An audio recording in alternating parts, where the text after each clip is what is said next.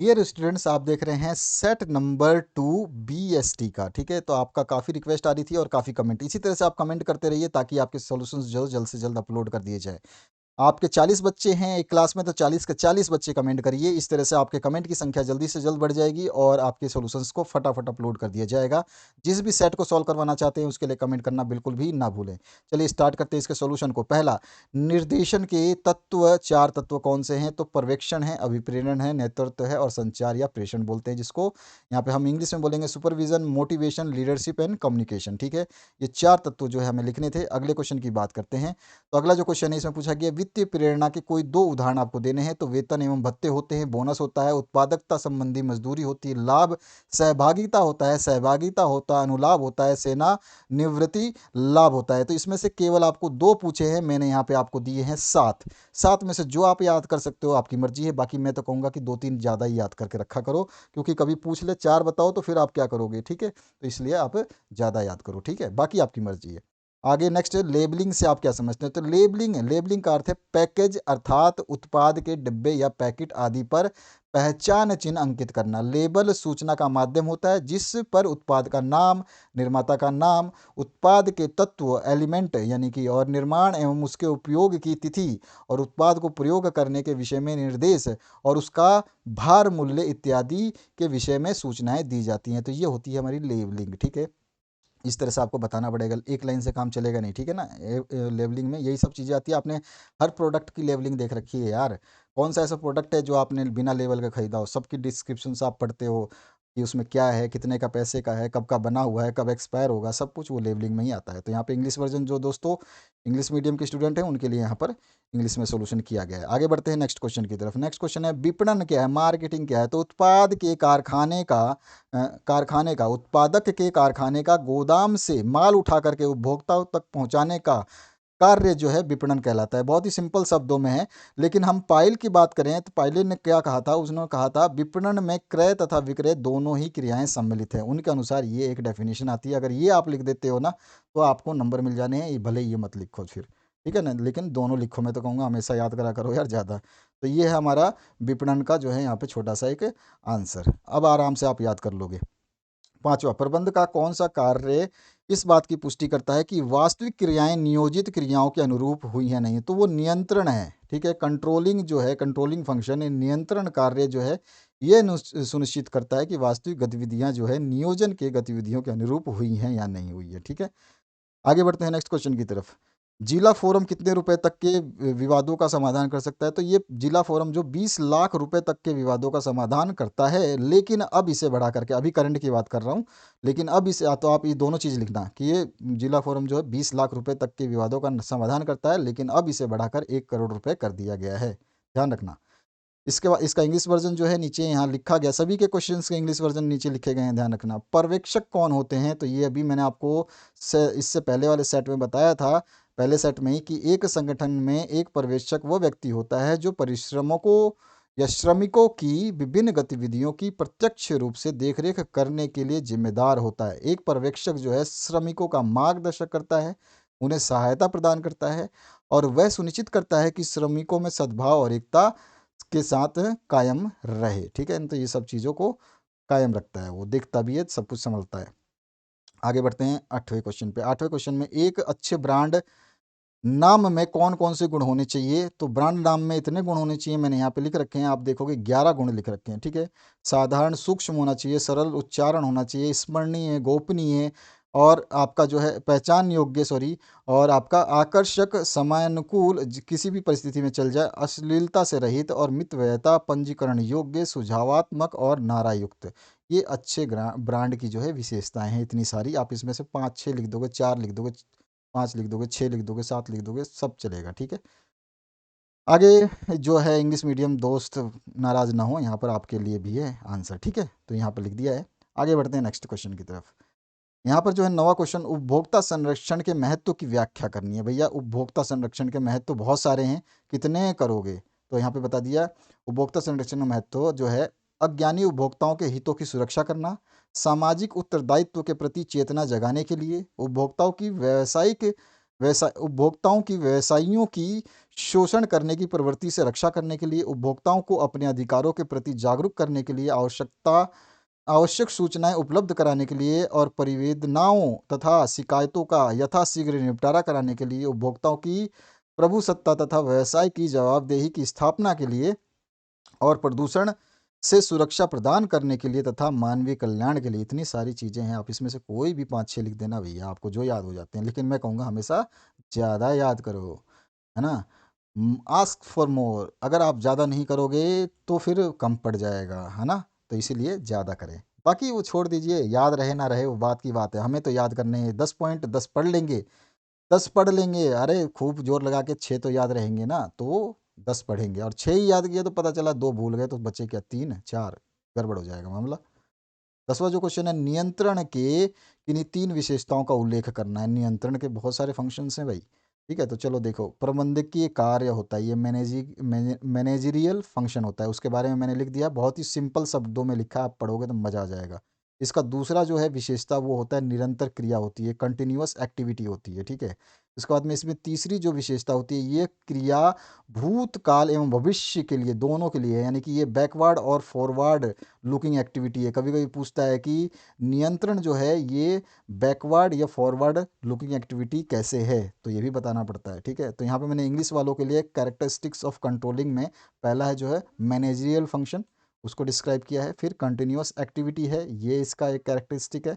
उसके बाद में the action for the past and the future, ठीक है, ये भी इसकी कैरेक्टरिस्टिक है। इसके अलावा और भी हैं, लेकिन मैंने केवल 3 ही डिस्क्राइब किया, क्योंकि बड़े बड़े थोड़े से 3-3 लाइन 2-2 लाइन लिखने पड़ते हैं और बड़ा क्वेश्चन है आपका, तो इसलिए मैंने यहाँ पे लिख दिया, ठीक है? बाकी आपको इसमें से अब 1-2 लाइन कम भी कर सकते हो, लेकिन फिर भी मैंने बहुत शॉर्ट में लिखा है इसको, ठीक है? आप फिर भी इसमें 1-2 लाइन कम कर सकते हैं, याद रखें। आगे बढ़ते हैं 11 नंबर, उपभोक्ता का क्या अर्थ है भैया? उपभोक्ता वह व्यक्ति होता है जो किसी वस्तु या सेवा का उपभोग करने के लिए बाजार से वह वस्तु और सेवा को खरीदता है। वह वस्तु कुछ भी हो सकता है, घर का सामान हो, खाद्य पदार्थ हो, जिसमें तेल गेहूँ कुछ भी शामिल हो सकता है। इसमें यातायात का साधन भी हो सकता है, बिजली, मोबाइल, कपड़ा, सेवा आदि सब कुछ हो सकते हैं, उपभोक्ता कहलाता है, ठीक है? सिंपल सा डेफिनेशन समझाने के लिए आपको दे दिया, क्योंकि 11 नंबर क्वेश्चन है और उपभोक्ता को तो जानते ही हो, एक लाइन में डिफाइन कर सकते हैं, लेकिन एक लाइन में डिफाइन करने से हमारे को नंबर नहीं मिलेंगे पूरे, इसलिए हम थोड़ा सा इसको 2-3 लाइन में लिखने के लिए हम यहाँ पे एग्जाम्पल्स के साथ चल रहे हैं, ठीक है? आगे बढ़ते हैं, विज्ञापन एवं अ, व्यक्तिगत विक्रय के मध्य कोई 3 अंतर आपको बताने हैं। बहुत सारे अंतर है भैया, विज्ञापन तथा व्यक्तिगत विक्रय में अंतर देखो, यहाँ पे 7 अंतर दिए हैं मैंने, ठीक है? आपकी मर्जी है कौन से आपको याद रखने हैं, तो इनमें से आप जो मर्जी वो याद कर लो, ठीक है? तो ये सारे आपका विज्ञापन और व्यक्तिगत विक्रय में अंतर हैं, आमने सामने लिखा गया है बिल्कुल। स्पीड कैसी होती है, गति, और इसको इंग्लिश में भी लिखा है मैंने, जो है एडवर्टाइजमेंट इज इम्पर्सनल और ये होता है पर्सनल, और ये होता है स्कोप, एडवर्टाइजमेंट स्कोप जो है वाइड होता है और ये जो है लिमिटेड होता है, इससे विज्ञापन से कम होता है ये। और message reach to the customer faster rate में पहुंचता है और यहाँ पे थोड़ा स्लो रेट में पहुंचता है। तो इस तरह से 3 हमने डिफरेंसेस बताए, इंग्लिश में लिखे हैं, बाकी मैंने हिंदी में तो 7-8 बताए, इसको भी आप इंग्लिश में कन्वर्ट कर सकते हैं, कोई दिक्कत नहीं है, आपकी इच्छा है, आपके ऊपर डिपेंड है। आगे बढ़ते हैं नेक्स्ट क्वेश्चन की तरफ। औपचारिक संदेश वाहन की 3 विशेषताओं को लिखना है। तो देखो, इसमें 3 विशेषताओं की बात करूं तो यहाँ पर देखिए ये विशेषताएं कैसी है, तो एक औपचारिक संबंध होता है, यानी कि फॉर्मल रिलेशंस होते हैं इसमें। दूसरा होता है इसमें लिखित एवं मौखिक, यानी कि रिटर्न और ओरल हो सकता है औपचारिक जो है संदेश वाहन, ठीक है? उसके अलावा जो है इसका निश्चित मार्ग होता है, यानी कि प्रबंधक, पर्यवेक्षक, कर्मचारी और श्रमिक, इस तरह से आएगा। यहाँ पे ऐसा नहीं कि प्रबंधक डायरेक्ट कूद के कर्मचारी के पास और कर्मचारी डायरेक्ट कूद करके प्रबंधक के पास, या श्रमिक डायरेक्ट कूद करके प्रबंधक के पास नहीं आएगा। ये चैन जो है इस चैन में ही चलती है, चैन को ध्यान रखना, इसको जरूर बनाना कभी भी, ठीक है? उसके बाद में ऑर्गेनाइजेशनल मैसेज जो है ये भी इसकी एक कैरेक्टरिस्टिक है, ठीक है? तो यहाँ पर देखिए मैंने यहाँ पे सभी कैरेक्टरिस्टिक्स को लिखा है यहाँ पर, और इसके बाद में आप जो है यहाँ पे लिख सकते हैं प्रबंधक, यहाँ पे मैनेजमेंट लिख सकते हो, यहाँ पे सुपरवाइजर, यहाँ पे एम्प्लॉई, और यहाँ पर जो है लेबर, ठीक है? हिंदी इंग्लिश में बता दिया मैंने, दोबारा बता रहा हूँ। यहाँ पे जो है आप लिखोगे मैनेजर या फिर मैनेजमेंट लिख दो, मैनेजमेंट यहाँ पे लिख दोगे, यहाँ पे लिखोगे सुपरवाइजर, यहाँ पे लिख दोगे एम्प्लॉई, और यहाँ पे लिख दोगे आप लेबर, ठीक है? अब उसके बाद में आते हैं, इसका इंग्लिश वर्जन जो है मैंने सारा दे दिया। अब आगे बढ़ते हैं 14 नंबर, संगठन के लिए अभिप्रेरणा किस प्रकार से महत्वपूर्ण है? तो देखो भैया, हाई मोरल बढ़ाता है, उच्च मनोबल देता है अभिप्रेरणा, ठीक है। तो ये एक पॉइंट हो गया। उसके बाद में उच्च उत्पादकता देता है, तो ये भी एक इसकी अभिप्रेरणा की क्या होगी, महत्वपूर्णता हो गई। श्रम अनुपस्थिति में कमी लाता है, ठीक है। रिडक्शन करता है लेबर एब्स्टिस में। और उसके बाद में आपका अच्छे उद्योग संबंध बनाता है, गुड इंडस्ट्रियल रिलेशनशिप बनाता है। तो ये सारे के सारे क्या है, इसके कैरेक्टरिस्टिक्स हैं भैया। इंपॉर्टेंस एंड इम्पोर्टेंस जो है मोटिवेशन के ऑर्गेनाइजेशन के लिए, ठीक है ना। तो ये सारी चीज़ें आपको लिखनी है। तो यहाँ पर इसका इंग्लिश वर्जन भी दिया है, जो दोस्त इंग्लिश मीडियम से है वो यहाँ से राइट डाउन कर सकते हैं। आगे बढ़ते हैं नेक्स्ट क्वेश्चन की तरफ। ये जो है आपका प्रभावशाली नेतृत्व के लिए एक प्रबंध में कौन से गुण होने चाहिए, तो भैया कौन से गुण नहीं होने चाहिए बोलो ना, सब गुण होने चाहिए। देखो, अनुशासन प्रिय होना चाहिए वो, ठीक है। उसके बाद में श्रमशीलता होना चाहिए वो। उसके बाद में उत्तरदायी भी होना चाहिए वो। उसके बाद में वस्तुनिष्ठ व्यवहार होना चाहिए उसका, साहस उसके अंदर कूट के भरा हो, स्वयं नियंत्रण करना जानता हो, सही निर्णय लेने की क्षमता हो। तो ये 7 पॉइंट मैंने लिखे हैं, वैसे तो हैं 12-13, लेकिन हमको क्या करना है, अपने को 5 पॉइंट से ज़्यादा नहीं लिखना है। लेकिन मैं कहूँगा ना कि अभी वापस से 5 की जगह 7 याद करो, क्योंकि अगर आप एक आधा भूलो तो वो कम ना पड़े, ठीक है। तो 3 पॉइंट ये हो गए, 3 के बाद में 5 पॉइंट आप देख रहे हैं और 2 पॉइंट यहाँ पे। इसी को मैंने यहाँ पे इंग्लिश में लिखा है, टू बी डिसिप्लिन्ड और diligence, being responsible, objective behaviour, courage, self control, ability to make the right decisions, ठीक है। तो इस तरह से इसका आंसर हो जाएगा। अब उसके बाद में विज्ञापन करना लाभदायक है, यह आप किस यह आप इस कथन से, क्या आप इस कथन से सहमत हैं? अपने उत्तर के समर्थन में कारण बताने हैं आपको। भैया ये एक बात बताओ, विज्ञापन करना लाभदायक तो होता ही है, आप सभी को पता है, पूरी दुनिया विज्ञापन पे तो टिकी हुई है। तो चलिए हम इसको समझाते हैं। विज्ञापन करना लाभदायक है इस तर्क के समर्थन में, समर्थक अपने, यहाँ पे समर्थन कर देना, इस तर्क के समर्थन या समर्थक अपने उत्तर की पुष्टि में निम्न तर्क देते हैं। समर्थक, अच्छा अच्छा, इस तर्क के समर्थक जो हैं वो अपने उत्तर की पुष्टि, जो समर्थक करते हैं, जो मतलब बड़े बड़े वो हैं लेखक, उनके समर्थक को समर्थक करने के लिए वो अपनी उत्तर में निम्न तर्क देते हैं। उसमें क्या देते हैं, देखिए, आधुनिक युग विज्ञापन का युग है, और बार्डसन डून के अनुसार क्या है, जहाँ कहीं हम हैं विज्ञापन हमारे साथ है, ठीक है।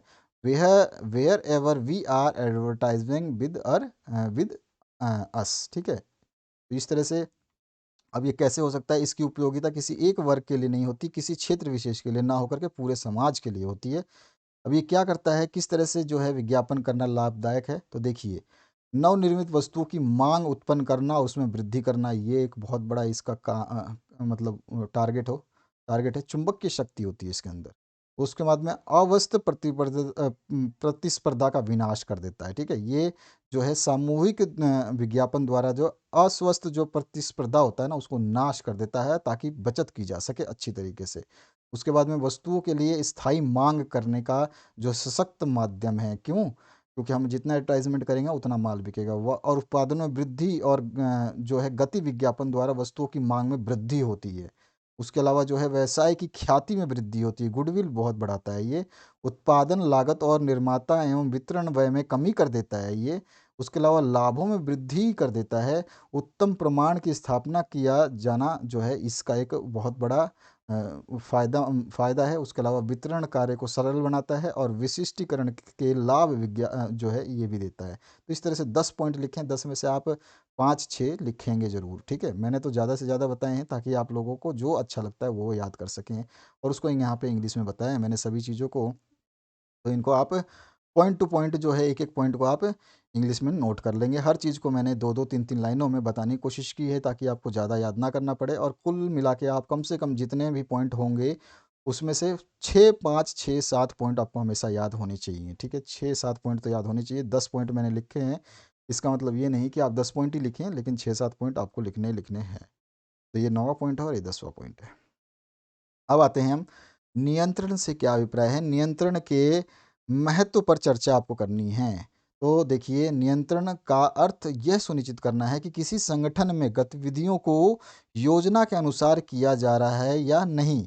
नियंत्रण यह भी सुनिश्चित करता है कि वांछित लक्ष्यों की प्राप्ति के लिए एक संगठन के संसाधनों का प्रभावी ढंग से और कुशलता से उपयोग किया जा रहा है या नहीं।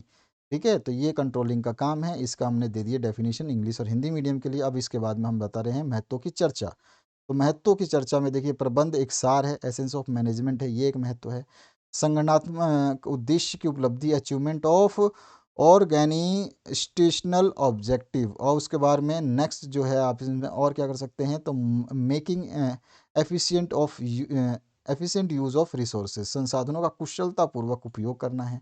और समन्वय की सुविधा प्रदान करता है, भविष्य की योजनाएं बनाने में मदद करता है। ये सारे के सारे पॉइंट्स हैं। और व्यवस्था और अनुशासन सुनिश्चित करता है, मनोवैज्ञानिक दबाव जो है उसको नियंत्रित करता है। ठीक है, इस तरह से जो है आप कर सकते हैं। आठवां जो है कर्मचारियों की अभिप्रेरणा को बढ़ाता है, इंप्रूव करता है एम्प्लॉयज़ के मोटिवेशन को। ठीक है, तो इंपॉर्टेंस ऑफ कंट्रोलिंग, ये सारी चीज़ें थी जो हिंदी में हमने डिस्कस करी, और इसी तरह से ये इंग्लिश में मैंने पॉइंट टू पॉइंट दे रखा है। ठीक है, इंपॉर्टेंस ऑफ कंट्रोलिंग, ये 3 नंबर पॉइंट है। Making efficient use of resources, facilitates coordination और help in making future plans, ensures order and disciplines. और उसके बाद में साइकोलॉजिकल प्रेशर और इम्प्रूव्स एम्प्लॉयज़ मोटिवेशन। इसके बाद 18वां नंबर जो क्वेश्चन है, प्रभावी संदेश वाहन की बाधाओं को स्पष्ट करें। भैया, प्रभावी संदेश वाहन में यानी बैरियर्स ऑफ इफेक्टिव कम्युनिकेशन बहुत सारे हैं। तो मैंने सारे के सारे ऐसे ही डाल दिए जो आपको अच्छा लगता है। देखिए, पहले चार्ट के थ्रू समझाया कि ये चार्ट में ना बैरियर्स हैं, इधर अर्थ संबंधी बाधाएं हैं, इधर मनोवैज्ञानिक बाधाएं। अब फिर मनोवैज्ञानिक बाधाओं के भी 4 टाइप हैं यहाँ पे। और यहाँ पे अर्थ संबंधी बाधाएं हैं ना, इसके आपके जो टोटल मिला के 6 टाइप हैं। और फिर क्या होते हैं इसके, फिर से और भी बाधाएं हैं। अभी ये तो 2 बाधाएं देखी ना आपने, और 2 बाधाएं फिर और हैं। संगठन ऑर्गेनाइजेशनल बैरियर्स हैं, और उसके बाद में आपका जो है व्यक्तिगत बैरियर्स है। ठीक है, तो यहाँ पर ये भी बैरियर्स है। इस बैरियर्स में भी फिर से 4 पॉइंट है, और इसमें भी आपके 4 पॉइंट है, यानी कि कुल मिला के कितने, 6 और 4 10 इधर हो गए, और 4 4 8 10 18 पॉइंट हो गए। 18 पॉइंट हैं, इनमें से कितने आप लिखना चाहते हो, कौन आपको ईजी लगता है वो आप लिख लेना, क्योंकि मैंने दे दिए हैं सारे, ताकि आपको जो अच्छा लगता है वो याद करो। तो ये तो टेबल समझ में आ गई। ये बैरियर्स ऑफ इफेक्टिव कम्युनिकेशन एक बार में आपको समझ में आ जाएगा कि भैया इतने बैरियर्स होते हैं, इनको याद करने में आसानी हो जाएगी। अब इनको मैंने यहाँ पे लिख रखा है, बैरियर्स को एक एक पॉइंट में। अर्थ संबंधित बाधाओं में फिर मनोवैज्ञानिक, फिर आपका संगठनात्मक, और उसके बाद में व्यक्तिगत, 4 बाधाएं होती है। और इसमें अर्थ संबंधी बाधाओं को फिर से डिस्क्राइब किया जाता है 4 टुकड़ों में। तो अर्थ संबंधी में आपका जो है यह आ जाएगा, संदेशों की गलत व्याख्या हो जाती है, और विभिन्न अर्थों वाले शब्द या चिन्हों का प्रयोग हो जाता है। उसके अलावा त्रुटिपूर्ण अनुवाद हो जाता है। इसमें 4 है। और जो है आपका अस्पष्ट मान्यताएं होती हैं, अर्थहीन तकनीकी भाषा होती है। इसके बाद में आपका सहायक भाषा व संकेतों का प्रयोग। और फिर दूसरा होती है मनोवैज्ञानिक बाधाएं, इसमें फिर से और सारे हैं। समय से पूर्व आकलन है, ध्यान की कमी है, प्रसारण द्वारा हानि एवं कमजोर ठहराव है। उसके बाद में स्रोतों की विश्वसनीयता है। और संगठनात्मक बाधाएं, तीसरा जो पॉइंट है उसमें फिर से आपके संगठनात्मक नीति आ जाती है, नियम और विनियम आ जाता है। उसके अलावा फिर ओधा आ जाता है, स्टेटस आ जाता है। फिर संगठनात्मक रचना में जटिलता जो है ये भी आपकी डी काउंट की जाएगी। ई में संगठनात्मक सुविधाएं हैं। फिर चौथा जो पॉइंट है ये व्यक्तिगत बाधाएं आ जाती है। फिर इसमें पॉइंट है सत्ता की चुनौती का डर। यहाँ पे सारे टेबल में जो मैंने ऊपर बताया था वो सारे बाधाओं के यहाँ डिस्कस किया गया, लेकिन आपको कौन सा याद रखना है इनमें से वो आपको चूज़ करना है आपके, क्योंकि हर स्टूडेंट की अपनी अपनी चॉइस होती है कि वो क्या पढ़ना चाहता है। मैं ऐसे अगर मैं केवल 2 या 3 4 अपनी मर्जी से दे दूंगा तो आपको आपके लिए अच्छा नहीं होगा, क्योंकि सभी के जो है आंसर्स जो है कॉमन हो जाएंगे, और वो ज़रूरी नहीं होता है एग्ज़ाम में सारे आंसर्स कॉमन होना, बहुत गलत बात होती है। ठीक है, तो इस तरह से आपको अपनी मर्जी से अब आप जो याद करना चाहो, यहाँ पे सारे दे रखे हैं। इसमें से आपको 5 नंबर का आंसर देना है। 5 नंबर के हिसाब से 5 पॉइंट तो कम से कम लिखने हैं। तो आप सभी में 2 2 पॉइंट लिख देंगे। 4 तरह के होते हैं, चारों में 2 2 पॉइंट लिख दो, सबसे अच्छा मैं बताऊंगा, कोई दिक्कत नहीं। देखो, यहाँ पे इसमें अर्थ संबंधी बाधाओं में केवल कोई भी 2 पॉइंट लिख दो। मनोवैज्ञानिक बाधाओं में इसमें से कोई 2 पॉइंट लिख दो। संगठनात्मक में कोई भी इसमें से 2 पॉइंट लिख दो, और व्यक्तिगत में भी कोई सा भी 2 लिख दो। तो इस तरह से आपके 2 2 4 2 6 और 2 8 बाधाएं लिख दोगे, और आपका जो है आंसर कंप्लीट हो जाएगा। हो गया क्लियर, समझ में आ गया आपको। अब आगे बढ़ते हैं नेक्स्ट क्वेश्चन की तरफ। उपभोक्ता संरक्षण अधिनियम 1986 उपभोक्ताओं को क्या क्या उपचार दे प्रदान करता है, यानी कि क्या जो है ये रेमेडीज देता है। तो देखो, दोषों को दूर करता है ये। ठीक है, उसके अलावा माल की वापसी की भी जो है वो करता है। ठीक है, अगर माल खराब है तो उसको वापस करना ही करना है भैया। ये उपभोक्ता संरक्षण अधिनियम 1986 में डिस्कस्ड है।